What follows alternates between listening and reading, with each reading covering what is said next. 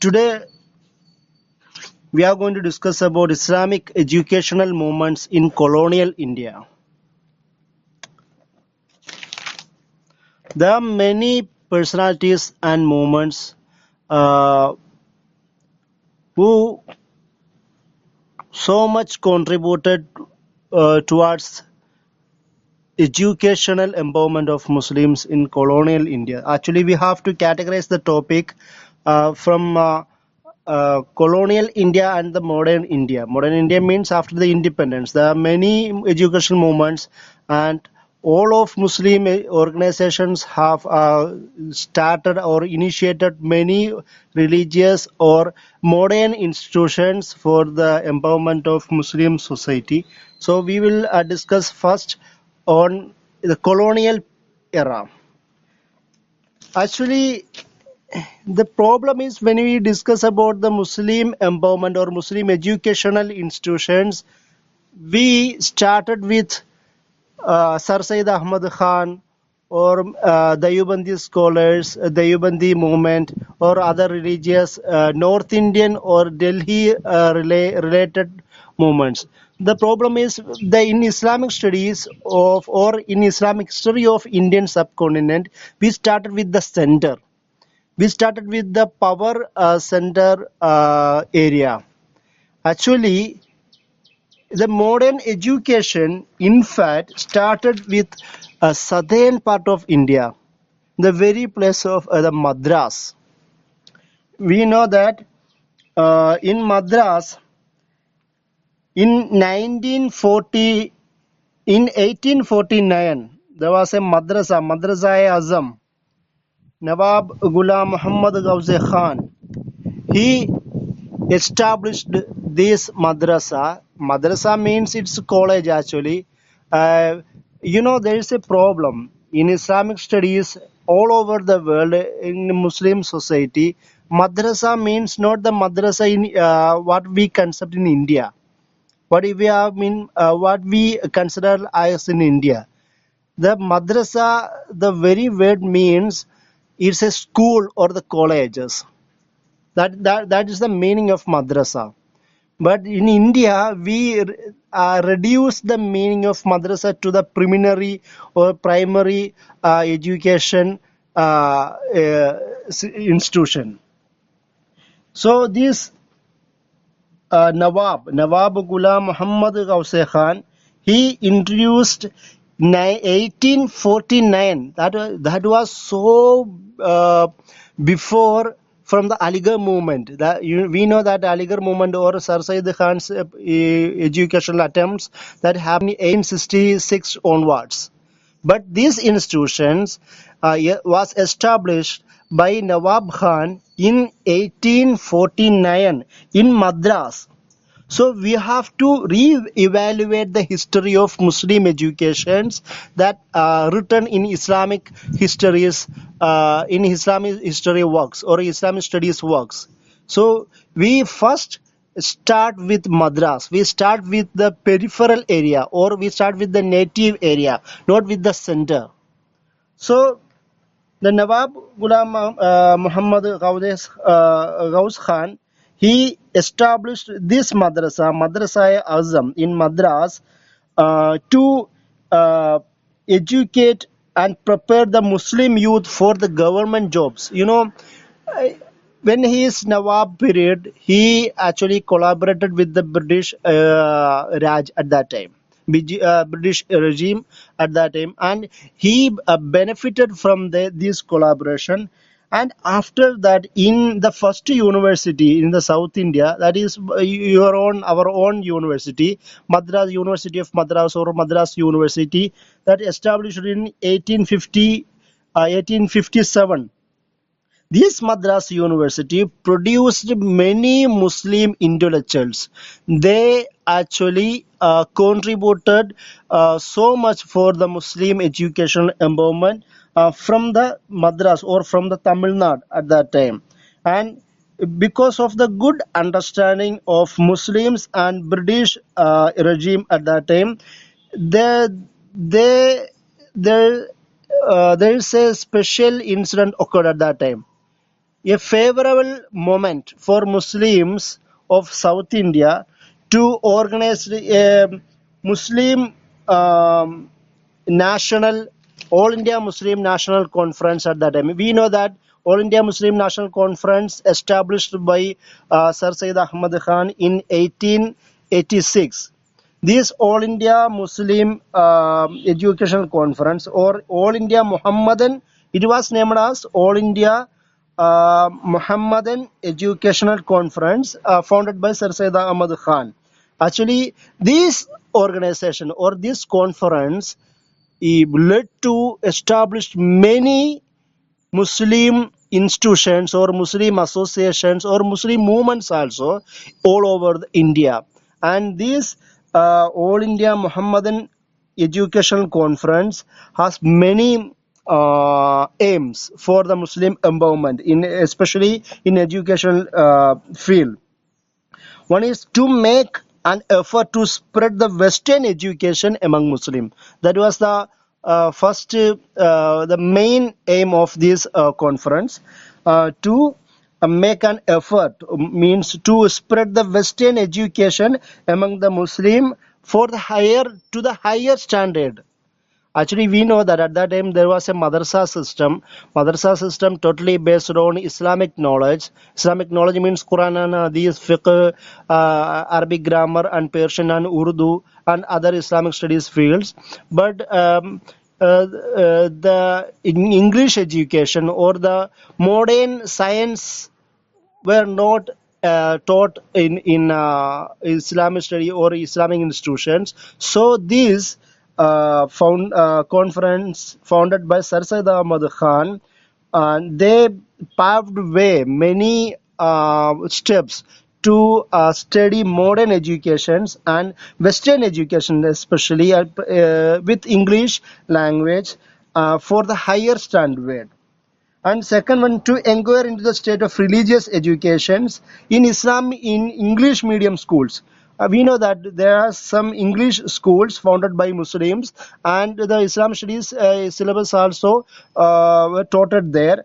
And this conference, the All India Muhammadan Educational Conference, wanted to find out the means to conduct in the best possible way. Matlab, for the easy or good understanding or a good atmosphere for the students of these institutions. And another aim of this All India Muhammadan Educational Conference was to give support financially, and create platform for jobs of these students of these religious institutions. And another one, to examine the status of education among the Muslim society, or especially in these Muslim educations, Muslim Dini Madaris in institutions, and to direct into the progress and development for their own good. These are main aims of All India Muhammadan Educational Conference that was established by Sir Syed Ahmad Khan in 1886. And this conference has been conducted by South Indian leaders, especially in Madras. That happened in 1901 that was organized by the South Indian leaders in Madras. So these institutions, these conference or these organizations had huge impact all over the India, especially North India and South India also, especially in Madras. And this is the one of the major influence that helped by Nawab Muhammad Khan at that time. And second one, that is in Kerala.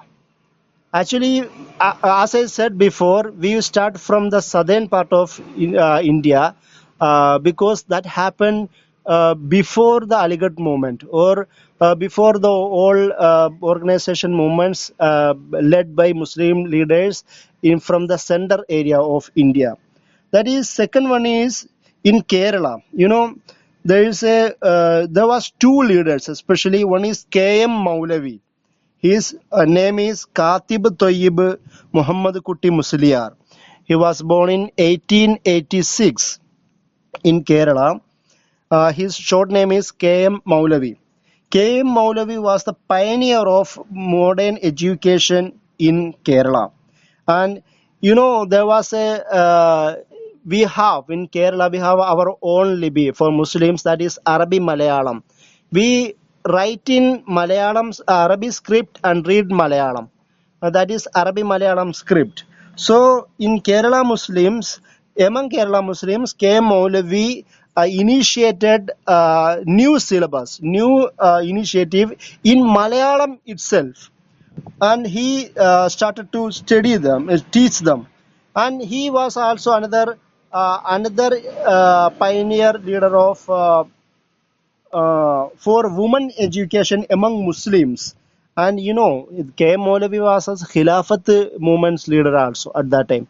And at the same time, he was totally against British imperialism.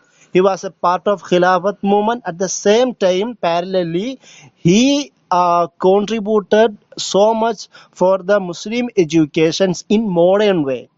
He taught Muslims, or he introduced Malayalam language, means in syllabus in Malayalam languages, and modern education system, and he make them understood that the significance or necessity of modern educations for Muslim society at that time.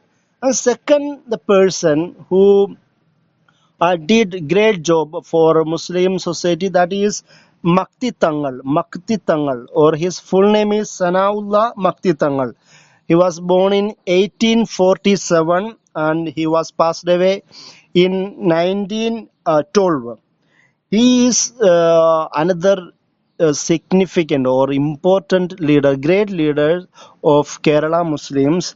He was advocate of Western education. He was advocate of Western educations, and he wanted to reform the knowledge among Muslims. He always said that knowledge is not confined to the the traditional way of Islamic knowledge. We have to search for new way of knowledge, and we have to incorporate with a Western education system also. And actually, he was an inspector under British Raj at that time, and he resigned from the British job. He resigned from the British job, and he started to defend Islam from Christian missionaries at that time. Along with the British imperialist power in South India, especially in Kerala, they consolidated with the Christian missionaries also. The Christian missionaries, the pastors started to preach among Muslim areas, especially in Malabar area. Then the Malabar and other Muslim areas also in Kerala. Then this Sanaullah Makti Tangal started to write and speak loudly against the Christian missionaries and their influence among Muslim society, especially and generally in Kerala society. And he had a dream about the collaboration of Western education with Islamic tradition. Actually, now Sanaullah Makti Tangal was known as a Salafi leader or Islahi leader in Kerala Muslim society. But at the same time, he wanted to keep Islamic traditions, means the fundamental ideas and the old ibadat of Islamic ideas with modern education. So we don't have to compromise our own ideas, but we have to keep moving ahead. That was his idea. That was Sanaullah Makti Tangal's idea. And another one, the most significant figure, personality in Muslim educational area, that is Fatima Sheikh. Fatima Sheikh actually in 1848, we know Jyotirao Phule and his wife Savitri Phule, Savitribai Phule.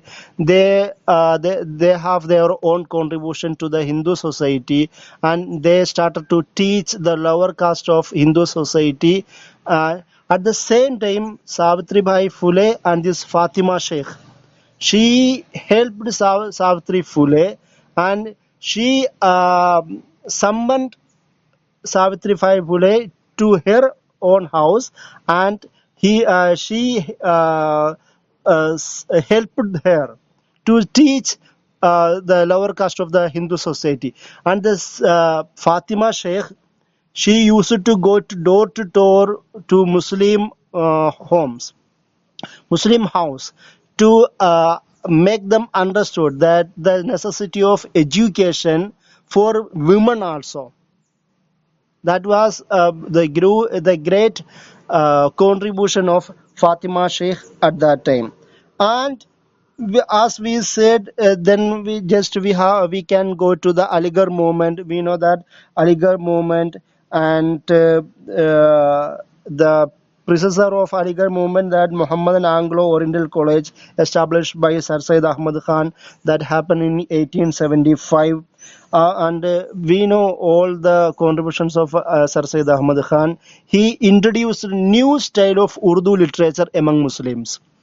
We know that at that time, Urdu literature that was focused on rhetorical or highly academical style. But Sir Syed Ahmad Khan make it so common and make it so easy for the common people. And he he modeled the Aligarh University from Oxford and Cambridge. And there was another the institutions before Aligarh Muslim University, that was Muhammadan Anglo Oriental College School. Actually, its Urdu name is Madrasatul Ulum Musalmanane Hind. And after the later period, it became Aligarh University.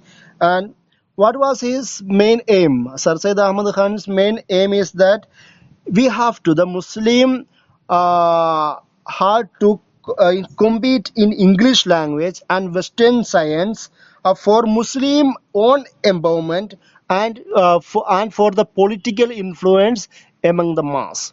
That was his main aim.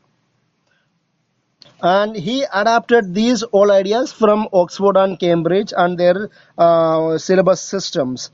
Then the later on Aligarh Muslim University established in 1920. Now this Aligarh Muslim University have off campuses in Malappuram, that in Kerala, and Murshidabad, that is in Bengal, West Bengal, and Kishanganj, that is in situated in Bihar. So Aligarh Muslim University uh, made huge impact and contributed toward the Muslim empowerment. At the same time, there was another parallel Muslim movement along with Aligarh Muslim, that was the Deobandi movement. And the Deobandi movement, actually they started in 1866, founded by Muhammad Qasim Nanutawi and Rashid Gangohi. Maulana Rashid Gangohi. Actually, they were totally against the Western influence among Muslim society and Western education. It does not mean they were totally against all the Western ideas, because at that time there was colonialism was going on. Then whatever comes from the colonialism, it has the huge element of colonialism at that time, colonial mentality or colonial slavery.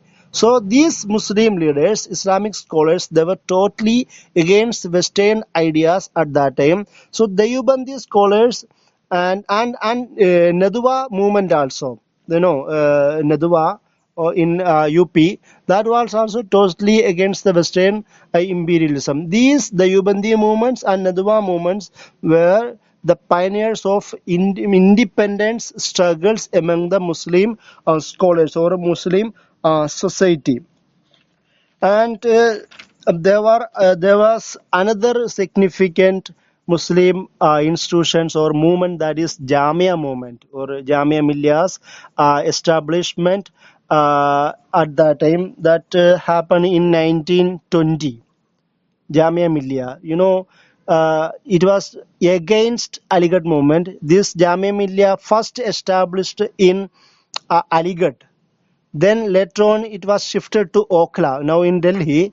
Then the main founders of Jamia Millia, we know that the main independence leaders of Indian Muslims or India, national India, that is Ali Pradesh, especially Maulana Muhammad Ali Jauhar, Zakir Hussain, and Dr. Ansari, and Mahmud Hassan Dayubandi, Abdul Majid Khaja, Ajmal Khan. These leaders, they led new movement and established Jamia Millia Islamia against the Western influence in among the Muslim society, and the Jamia Millia itself carry on the huge heritage of national struggle in India. So these movements, especially that I started from southern India, that is considered by the peripheral of the society. But for us, that is not peripheral. The southern, especially Madras and the Kerala and other southern part of India, and then I came to North India, especially UP and to Delhi. So these all movements Uh, had huge impacts among the Muslim society for the empowerment of Muslim educational field. Thank you.